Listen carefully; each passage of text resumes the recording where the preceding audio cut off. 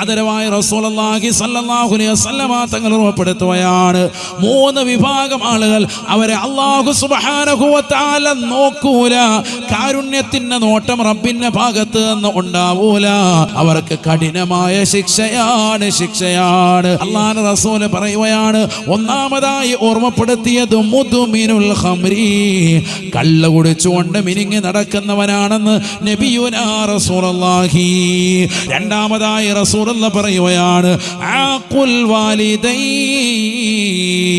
മാതാപിതാക്കളെ വേദനിപ്പിക്കുന്നവരില്ലേ അവർക്ക് നരകമാണ്. തീർന്നില്ല.